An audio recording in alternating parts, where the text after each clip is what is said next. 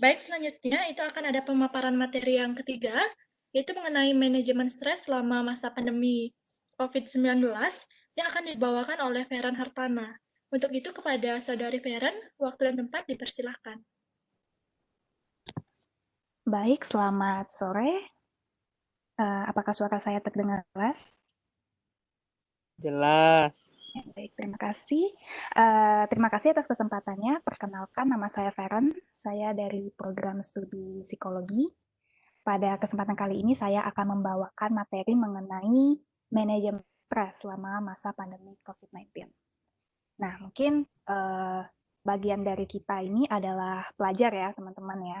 Dan akibat dari pandemik ini tentu saja mungkin beberapa dari kita yang biasanya beraktivitas di luar, sering beraktivitas di luar rumah ya, menjadi kaget tentu saja karena kita terpaksa dirumahkan. Nah, tentu saja akibat dari hal tersebut, perasaan-perasaan seperti gelisah, cemas, sampai stres itu bisa saja terjadi begitu, dan itu wajar terjadi. Nah, teman-teman, di sini saya akan memaparkan, menjelaskan sedikit mengenai bagaimana sih cara kita memanajemen stres. Nah, seperti judul seminar kita kali ini, yaitu Protect Ourselves, Coping with COVID-19. Mungkin bagi teman-teman yang masih belum pernah mendengar istilah coping itu artinya manajemen stres. Bagaimana cara kita menghadapi stresor-stresor yang timbul pada hidup kita. Nah, seperti itu. Nah, bisa dilihat dari posternya ini dari WHO, cara-cara coping selama COVID-19. Yang pertama ada bagaimana kita mengkomunikasikan perasaan cemas, gelisah, ataupun stres kita kepada orang-orang terdekat. Nah, jadi sekali lagi sangat normal sekali ya bagi teman-teman untuk merasa kalau misalnya emosi tiba-tiba naik selama dirumahkan karena memang aktivitas kita itu menjadi terbatas ya, kita yang biasanya sering gerak tiba-tiba harus bekerja dari rumah, study from home, work from home, seperti itu. Nah, salah satu caranya adalah teman-teman harus bisa mengkomunikasikan diri teman-teman, baik kepada mungkin keluarga, kepada teman terdekat, ataupun kalau jika teman-teman merasa bahwa kecemasan teman-teman ini sudah menjadi sangat susah untuk dikontrol, teman-teman agak jangan ragu untuk menghubungi profesional. Itu bisa dokter, bisa psikolog, seperti itu. Dan sekarang kan sudah banyak sekali di media sosial ya, mungkin teman-teman bisa melihat cara-cara seminar-seminar seperti bagaimana cara menghadapi stres, ataupun ada konseling gratis mungkin. Nah, itu bisa teman-teman ikuti. Dan jangan ragu untuk teman-teman menceritakan permasalahan teman-teman. Karena memang ini pandemik yang bisa dibilang mengglobal dan membuat risau semua orang, seperti itu. Jadi teman-teman jangan merasa sendiri, datanglah ke orang-orang yang teman-teman percaya untuk bercerita, seperti itu. Nah, kemudian yang kedua itu ada yang gambarnya sayur ini, tentu saja itu artinya pola makan ya teman-teman ya. Nah, jadi kita memaintain gaya hidup yang sehat melalui, itu bisa melalui makanan, bisa melalui olahraga, seperti itu. Nah, kan karena kita sudah dirumahkan saja nih, waktu kita menjadi lebih fleksibel istilahnya. Kita bisa melakukan hal di rumah, mungkin teman-teman bisa nonton YouTube, buka video mengenai olahraga seperti itu. Olahraga di video di YouTube itu kan sudah banyak sekali. Nah, atau mungkin teman-teman bisa mencari resep-resep sehat seperti itu. Nah, seperti itulah yang kira-kira diharapkan untuk teman-teman agar bisa mengcoping stres. Nah, seperti itu. Kemudian yang ketiga ini ada sebaiknya jika teman-teman merasa gelisah atau apapun itu jangan dibawa stres dan malah dialihkan ke merokok atau meminum minuman alkohol seperti itu, atau bahkan sampai minum obat ya kalau misalnya obat-obatnya ini yang sebenarnya tidak perlu seperti itu. Nah, jadi seperti yang sudah disampaikan tadi, kalau bisa teman-teman berkonsultasi dulu kepada profesional, dan kalau misalnya memang sangat amat sulit sekali untuk diberhentikan kebiasaan-kebiasaan seperti itu, mungkin teman-teman bisa mencari motivasi ya, banyak sekali mungkin motivasi bisa didapatkan dari keluarga, dari teman-teman, seperti itu. Nah, kemudian yang keempat ini ada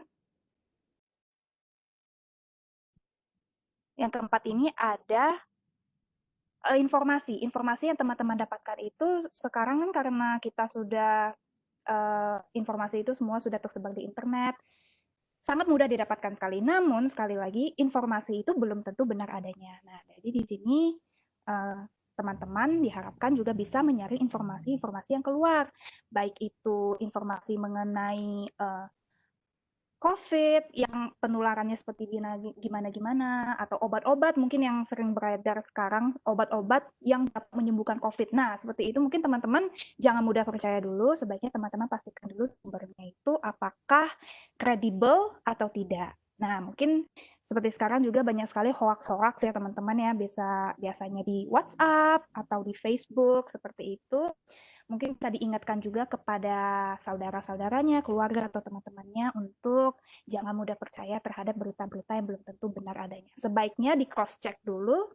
Nah, setelah terbukti apakah itu kredibel atau tidak, baru mungkin bisa teman-teman serap informasinya seperti itu.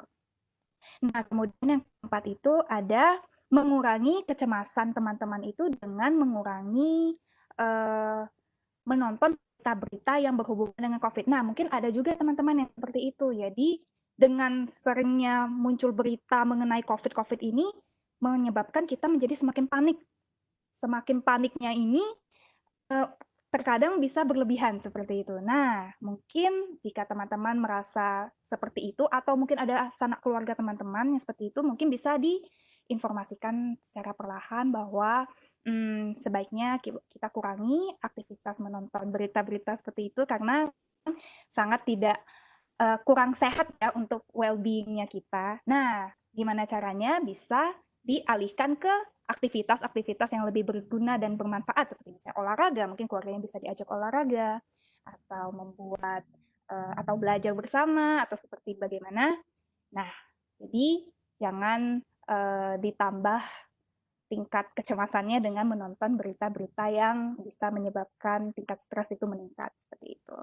Nah, selanjutnya itu ada yang terakhir itu meningkatkan skills kita di rumah. Nah, ini merupakan istilahnya bagaimana ya teman-teman ya, kalau misalnya kita udah diberikan kesempatan sama pandemik ini untuk berdiam di rumah, mungkin waktu kita lebih banyak, nah inilah saatnya untuk kita meningkatkan skill-skill kita. Nah, mungkin teman-teman yang bisa demen masak, tuh, jualan gitu. Nah, itu kan asik tuh kan. Atau teman-teman bisa bikin video-video workout rutin di rumah gitu, dan kemudian bisa menginspirasi banyak orang seperti itu. Nah, kira-kira seperti itu sih teman-teman, sehingga jangan merasa bahwa kegiatan selama pandemik ini kita berdiam diri di rumah saja itu menyebabkan kita itu aktivitasnya terkunci seperti itu. Justru dari sisi positifnya ini adalah kita bisa memanfaatkan beragam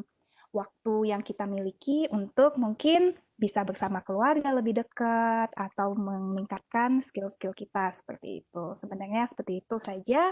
Kira-kira yang penting teman-teman tetap harus menjaga well-being teman-teman dengan baik. Jika merasa ada masalah apapun itu, jangan sungkan-sungkan atau jangan takut untuk mengunjungi pihak-pihak profesional seperti itu. Sekian bisa yang saya paparkan. Terima kasih. Ini bisa saya kembalikan kepada moderator.